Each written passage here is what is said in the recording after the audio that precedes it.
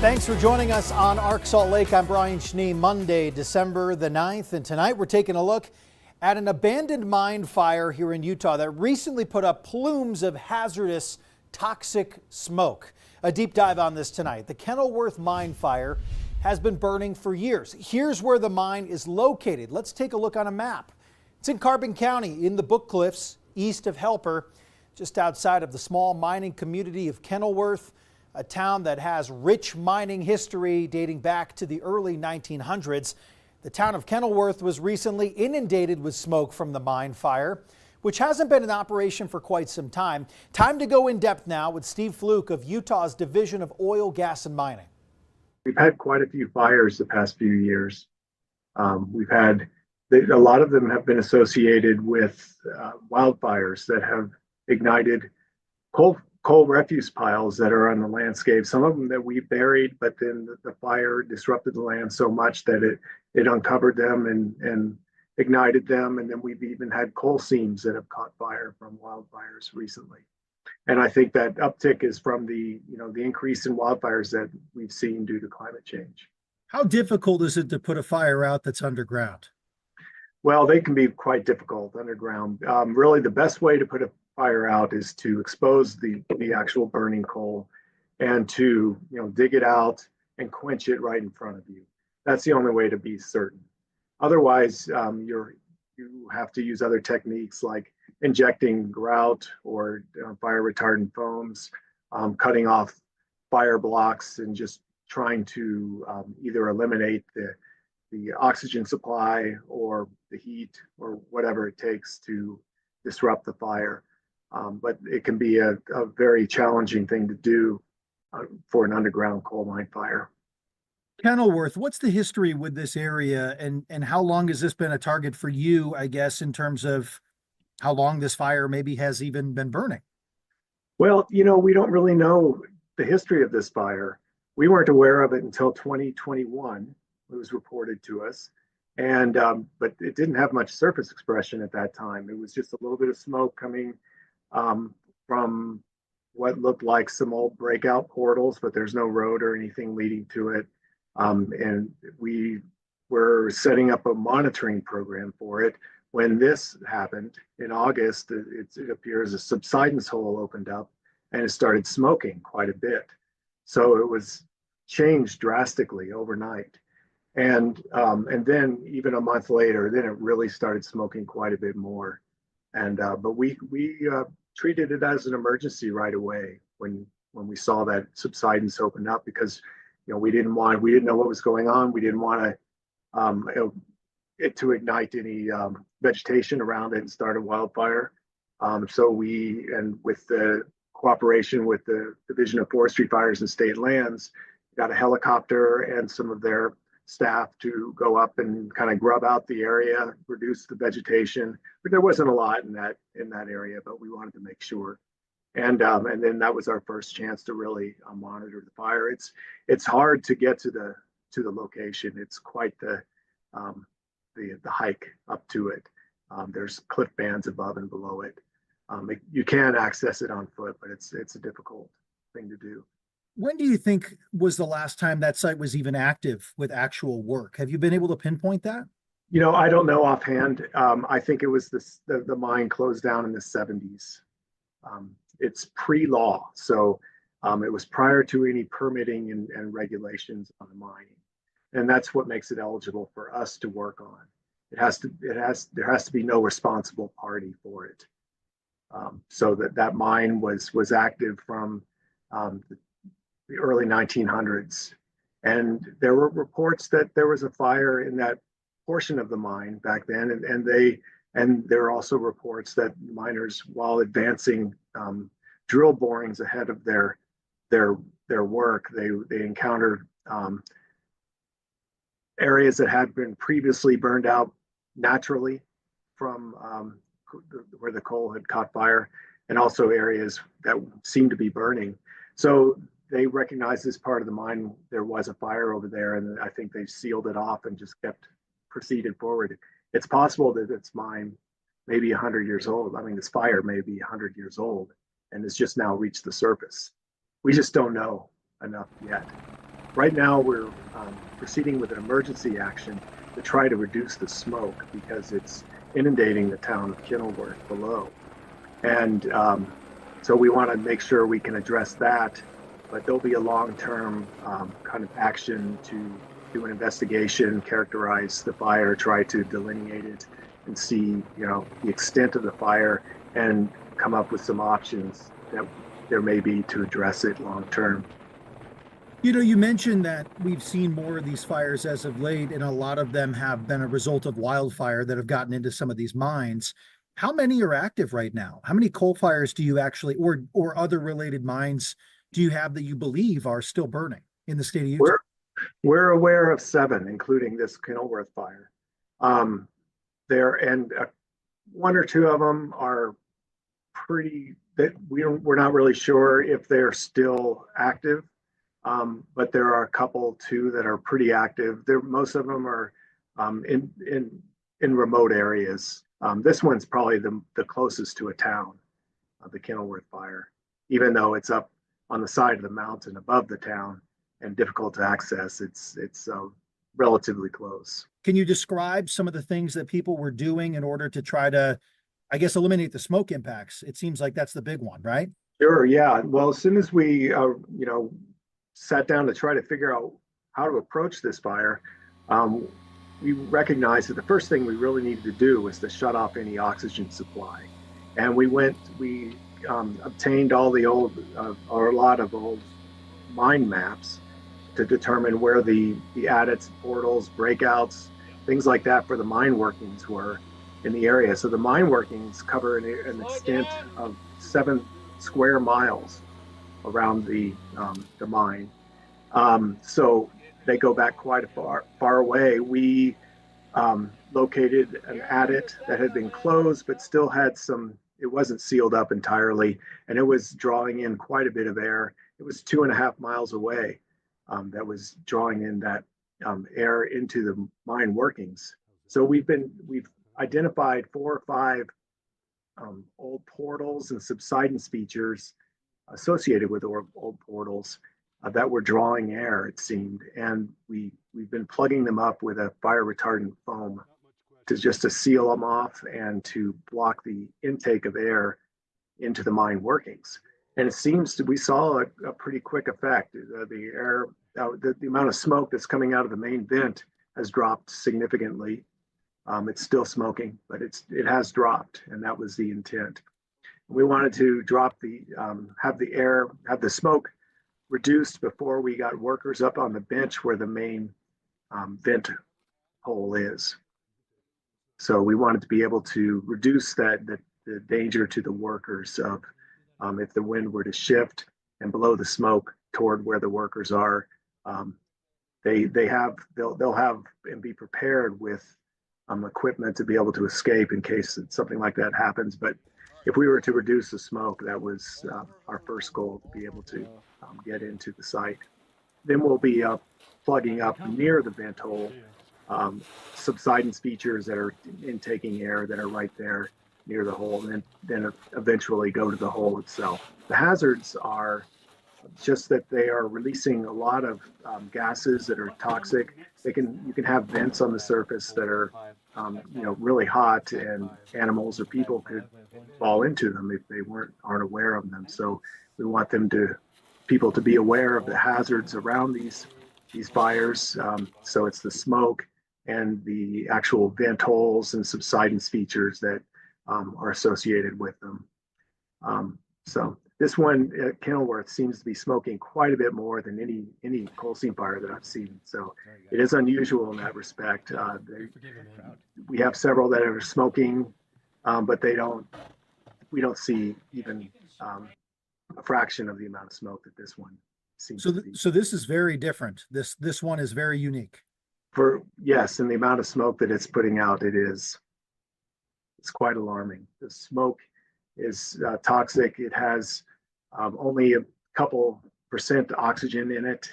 It's mostly carbon dioxide, carbon monoxide. It has even hydrogen sulfide, which is a deadly gas. So really, people need to stay away from the area, and hopefully we can reduce the smoke quite a bit.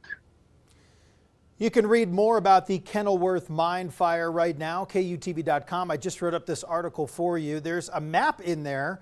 You'll see it a little further down. It's actually got the active coal fires burning in Utah right now for those interested. It's beyond what's happening here in Kenilworth. Coming up on Arc Salt Lake, the plan to build a Major League Baseball stadium on Salt Lake City's west side up against a fast approaching deadline. How legislative action may have taken away much of the city's power in this case. We're right back.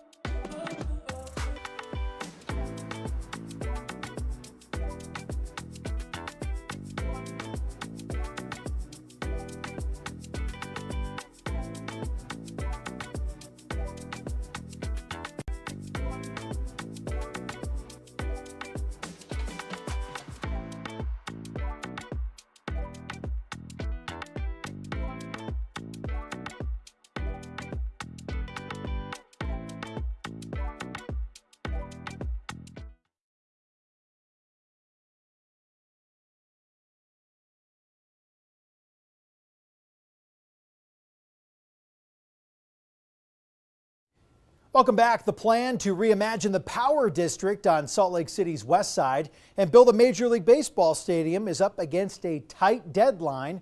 Jake Taylor looks in what needs to happen fast and how legislative action may have taken much of the city's power. It definitely hamstrung us. Salt Lake's public info on the Power District plan makes it clear. If no agreement is reached, development in the area would not be subject to the city's zoning regulations. To have your zoning overridden is a little bit of a nuclear thing, and so it actually is a really big deal. With that date hanging over them, the two sides have come to the table. But city leaders admit the legislature hasn't made it easy for them to negotiate. Typically speaking, we have a lot more leverage. This was like us trying to negotiate in poker, and we only had one card in our hand. Salt Lake City Council is scheduled to vote on an agreement in just over 24 hours, but everything isn't yet wrapped up. Down to the wire, still working on a few of these things. Councilmember Petro saying the city is lucky the other side of the negotiations wants to work together. Is it accurate to say almost that thank goodness that the Larry H. Miller Company didn't take advantage of the situation because they could have? Yes. Forced together or not, there's hope for what this project and Major League Baseball could mean for Salt Lake and those on the west side, though there are also concerns. The city is in ascension, and these kind of entertainment assets are really driving our downtown economy. I think it's easy for people to see things as all good or all bad, and I think with something this big, there's going to be a lot of opportunities, there's going to be maybe a lot of risks as well, and so. Jake Taylor reporting. We're looking ahead to next spring now when the Salt Lake Bees will be playing at a new ballpark, which is also owned by the Larry H. Miller Group. Construction underway now. Downtown Daybreak in South Jordan. Looks a little different than that right now. They got the grass in there. There you go. When finished, the ballpark will seat 7,500 fans and easily be accessed by tracks. America First Credit Union has exclusive naming rights. The new Bee Stadium is part of a larger downtown Daybreak project, which will be a mixed-use development. They've made some good progress. I was just driving by that area yesterday. Stay with 2 News as the push continues to bring Major League Baseball to Utah. You can find all of our past reports and interviews on this developing story. We've got all those posted, KUTV.com. From baseball to your skiing and riding forecast. 'Tis the season, although they are doing construction out there at the ballpark right now, trying to take advantage of any good conditions that they can. Yeah. I'd also like to take good advantage of good conditions on the slopes if we get some. Right. I mean, we've been lacking snow here in the You can past make it, week and a right? half. They've been making snow up in the ski resorts. It's been cold enough for sure. But we also saw a few inches of snow at Alta, a nice coating at Brighton. So if you are going to be heading up to the mountains here in the days ahead, it's going to be coldest tomorrow, so prepare for that. But it does get a little bit nicer on Wednesday, warmer temperatures. And look at this, all eyes, Brian, you asked for it, is our next storm heading into Thursday. So we'll be watching for that.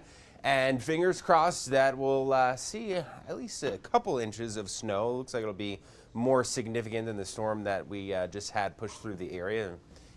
Even if we don't want to call that a storm, right? It wasn't significant at all. We've got temperatures right now that are plenty cold. We're into the 30s area wide. Freezing cold already in Provo.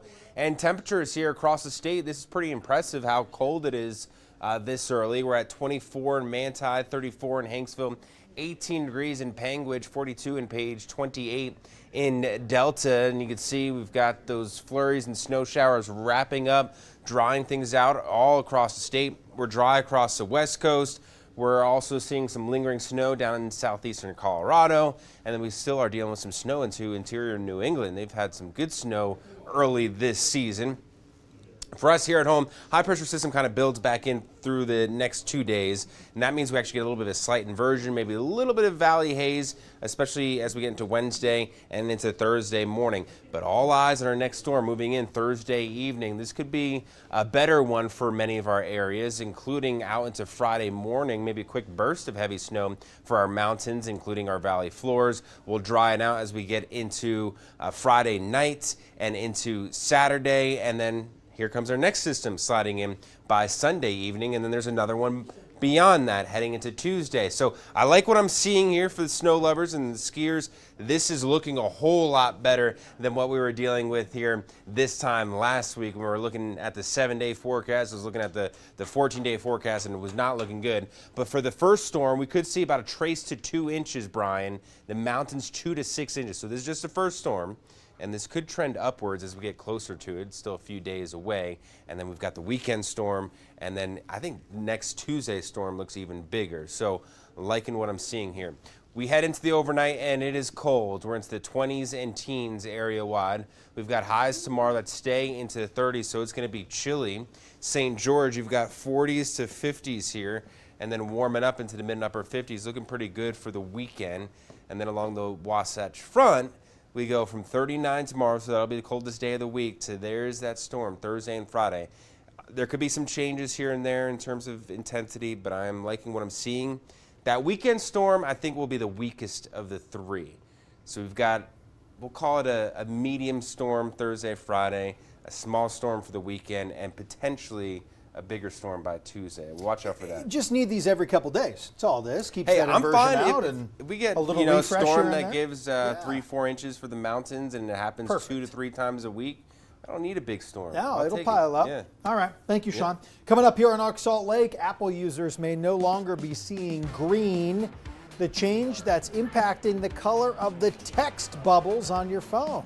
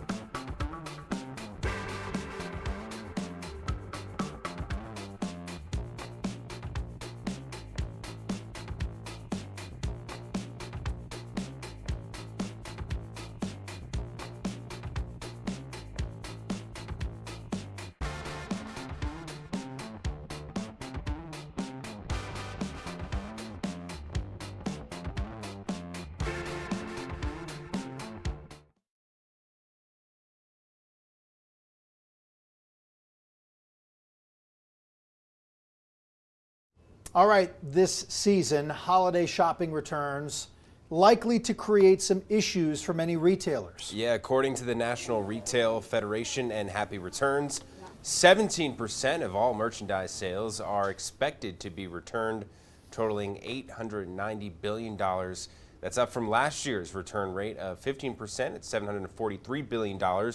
Consumer behaviors such as buying multiple sizes and colors or buying an item for a specific event and then returning puts a hefty strain on retailers. Retailers are trying to control returns with stricter policies. Yeah, I'm sure it's a pain. Here's something that Sean and I talk about a lot because We you know sure I've got do. we do. You know, I've got the Apple work phone, I have an Apple personal phone, and you do not. And this is something we talk Right. about often. Yeah. So you can read first. Right. Go right ahead. There's some yelling too, not just Yeah, talking. no, it's right? I mostly got an good. Android. Yeah. Well, Apple is launching or releasing, that is, a new iOS update this week, and it could mean the end of green text bubbles. So are you happy about this? Yeah, I guess. I don't really. It doesn't really matter to me because I updated my phone You did. so you and I could. And I can see you Yes. texting. See, it's good. Yeah. Right now, if an iPhone user sends a message to someone who does not have an Apple device, the message is green. That is still the case instead of blue. Apple says green indicates the message lacks end-to-end encryption because it is sent using SMS rather than